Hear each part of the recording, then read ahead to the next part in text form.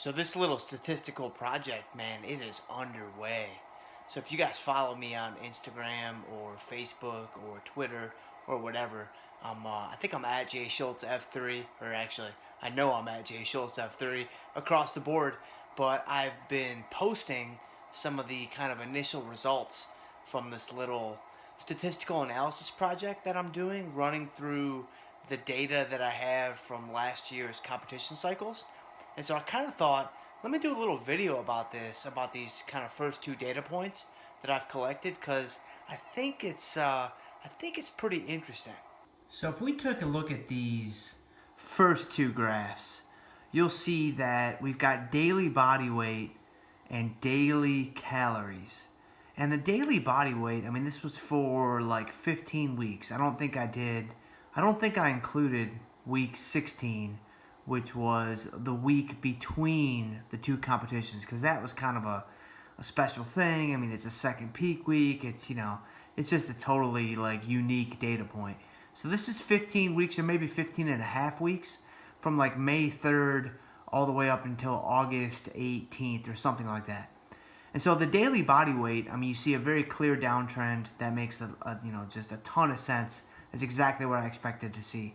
But if you look at the daily calories, so when you take a look at that, it doesn't look like there's any trend. I mean, it just looks like just pure chaos, man. Like those guys are just all over the place, right?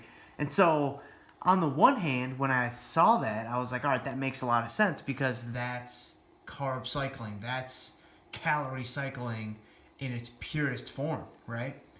But I actually expected to see a downward trend in terms of the average kind of clearly in this graph, because I knew that that's what was happening, and that's what we're going to see here in the second graph. But taking a look at, or at least the second pair of graphs, taking a look though at these two graphs, it seems to suggest that there might be some physiological benefit to carb cycling. The science is pretty, I don't know if I want to use the term clear, but it does suggest kind of collectively that there's no physiological benefit to carb cycling. If you want to have high days and low days and medium days, or if you just want to put yourself into a straight deficit where every day is the same, blah, blah, blah, in the end, it's not going to matter. In the end, the deficit itself is the driving force.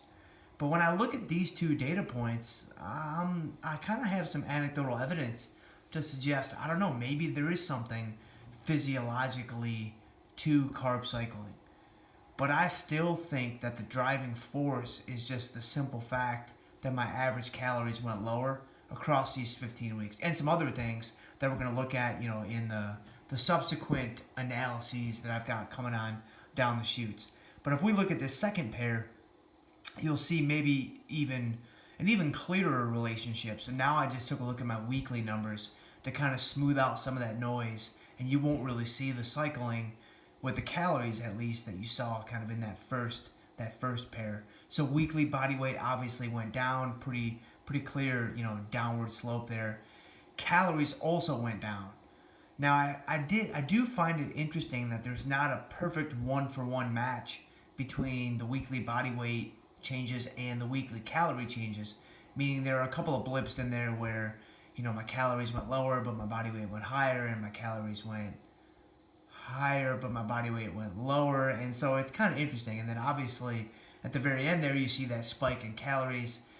I'm pretty sure if we looked at the actual daily numbers, that was all from all of the Rice Krispies that I had the night before the first show. I'm pretty sure, in fact, I think we can actually pinpoint all of that caloric surge into about a 3-hour window on Friday night before the first show. And so that's what that's all about. But pretty interesting stuff, man. Really interesting stuff. I think that this is kind of, I'm really intrigued by this, and I hope that you guys take something away from this. And so, what would my takeaway be for you guys at this point? Well, it's kind of twofold. Number one, there may not be a physiological benefit to carb cycling, but I can tell you unequivocally there is a huge psychological benefit to carb cycling.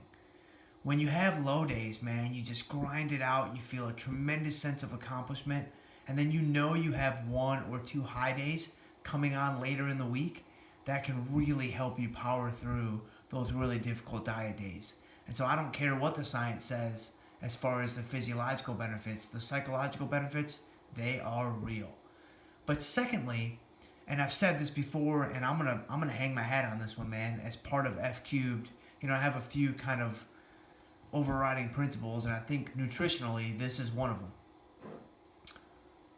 If you want to lose weight, if you want to lose fat, you really just need to focus on your calories.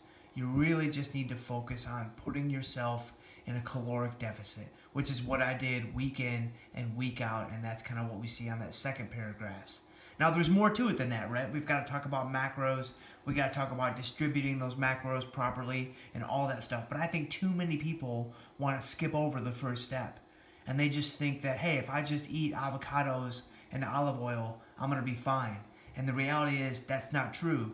Because if you eat in excess of avocados and olive oil, you're not going to be fine. You're going to be in a caloric surplus, and you're just not going to get the results that you were expecting. And so I like to back things up and simplify things, and I like to start with step 1 when it's step 1.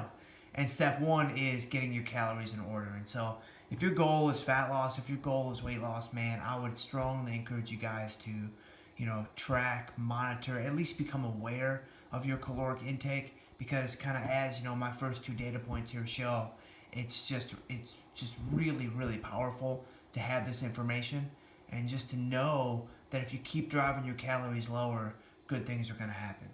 So that's all I got for you guys on this little video as the statistical analysis is underway. I hope you guys found this useful, and yeah, I'll see you guys on the flip side. Hey guys, thanks for watching. Really appreciate it. Penelope, say thanks. Thanks. Yep. If you guys want to subscribe to my YouTube channel, or like the Facebook page, or follow me on Instagram, Twitter at jschultzf30, whatever you guys can do, man, I really appreciate you guys. We'll see you next time.